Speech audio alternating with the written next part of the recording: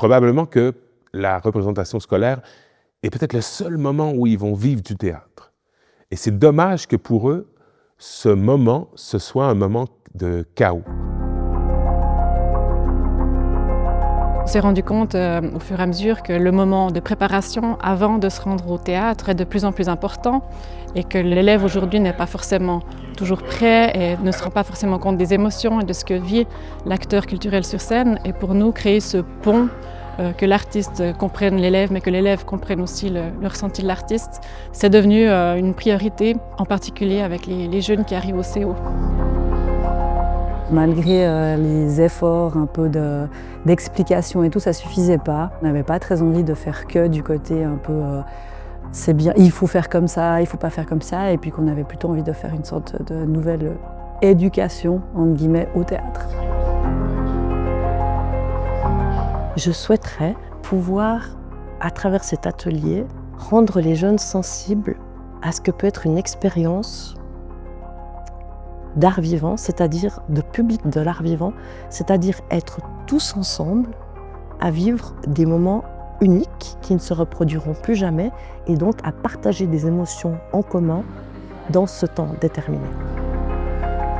L'objectif final, c'est qu'il y ait une connexion qui puisse se réaliser entre le spectateur, l'élève et l'artiste sur scène, que les deux partenaires puissent se comprendre et que la magie puisse opérer.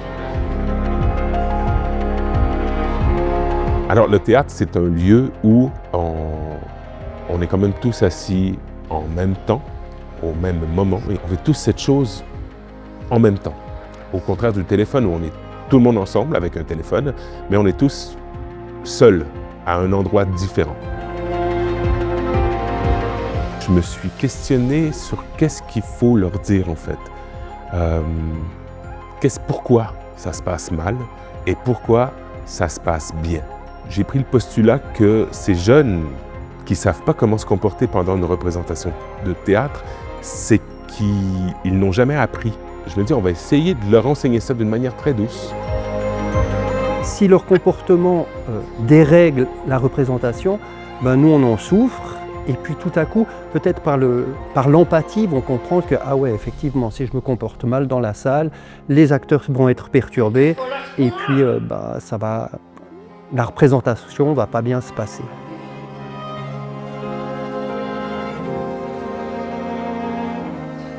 On a déjà travaillé la pièce d'Antigone, où Michel nous donnait toutes les directives. Et puis après, on a dû travailler sur tout ce qui était autour, la médiation qu'on allait faire avec les futurs élèves qu'on allait rencontrer du CO de Jolimont. Ce qu'on fait, c'est qu'on arrive dans une classe remplie d'élèves, on leur joue une scène d'Antigone. Et on va débriefer avec eux de ce qui se passe, on va leur parler entre guillemets des codes du théâtre et d'essayer aussi de leur faire comprendre pourquoi il y a ces codes-là qui sont importants.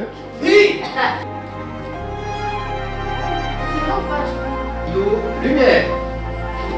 Ça vous dirait de le refaire? Cet atelier m'a donné envie d'aller au théâtre parce que comment vous avez fait et tout, je trouve que c'est bien les comédiens et tout. Moi j'ai retenu que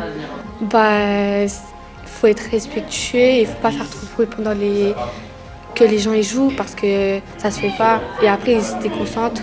Parce que nous au moins, nous on n'aurait pas eu le courage de venir devant 300 personnes pour faire ça. Et eux ils ont le courage, du coup faut pas se moquer. Sans jouer le policier, sans être là ça suffit, puis si c'est comme ça vous allez être puni, mais leur offrir un autre discours, une autre manière de traverser une représentation de théâtre. Ce qui n'est pas simple, c'est pas simple aller au théâtre. Alors moi j'ai adoré cet atelier et puis franchement j'étais jamais venue au théâtre donc j'étais jamais été voir une pièce de théâtre et puis ça me donne envie d'y aller et comme ça je saurais comment me comporter là-bas. Puis j'aimerais vraiment en parler à mes parents pour y aller. Ça a changé mon avis dessus. J'ai beaucoup aimé l'atelier de théâtre parce que en fait normalement avant par exemple j'étais pas forcément inspirée du théâtre sauf que là j'aime beaucoup jouer devant les personnes ou regarder et j'aime beaucoup. Quand ça se passe, c'est merveilleux, il y a une rencontre avec cet art qui peut être très fort parce que c'est vivant. Puis quand ça se passe pas, ben ça se passe pas. Puis essayer de faire que ça se passe. C'est un atelier qui se passe hyper bien. On a eu la chance de le construire en 13 fois.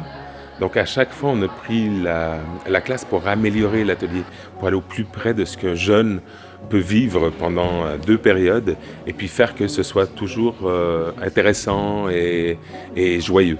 Voilà, il y a des classes, on est arrivé devant des classes qui étaient, et tu sentais qu'ils ne voulaient absolument pas participer.